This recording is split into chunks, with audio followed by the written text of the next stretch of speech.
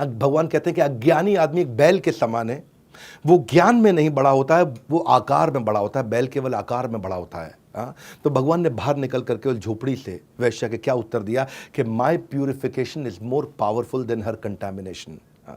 और क्या कहा कि मुझे इस वैश्य के अतीत से कोई मतलब नहीं, उसका वर्तमान और भविष्य को उसे अपने मन के अंदर नियंत्रित करके रखना है। ज्ञानी लोगों की संगत से जीवन व्यर्थ होने से बच जाता है। और बाकी लोगों के लिए उन्होंने क्या कहा कि शक एक लाइलाज बीमारी है। शक एक लाइलाज बीमारी है जो आपको दीमक की तरह समाप्त कर सकती है।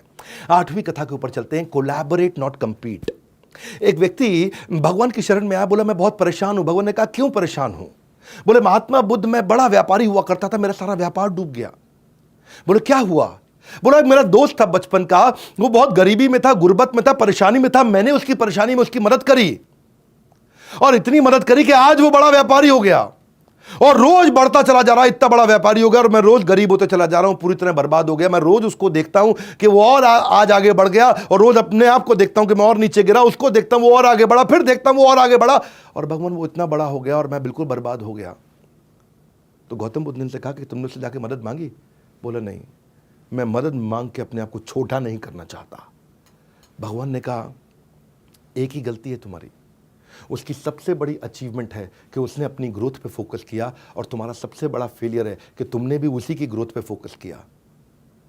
वो अपनी ग्रोथ पे फोकस करता रहा और तुम उसी की ग्रोथ पे फोकस करते रहे। वो उसका सक्सेस बना, ये तुम्हारा फेलियर बन गया। इंसान अपने दुख से इतना दुखी नहीं है जितना दूसरे की खुशी से दुखी है।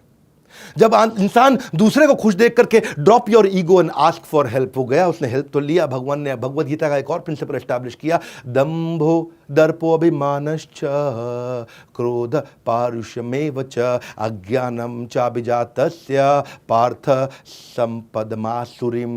कि आसुरी मतलब राक्षस के कुछ गुण होते हैं। वो क्या है? पाखंड, दंभ, अभिमान, क्रोध, ईर्ष्या, द्वेष, दूसरे के साथ में द्वेष रखना, ये एक आसुरी गुण है। और तुम एक असुर हो और असुर कभी प्रगति नहीं कर सकता है। ईर्ष्या ईर्ष्या से नहीं, ईर्ष्या प्रेम से खत्म होती है और यही शाश्वत सत्य है।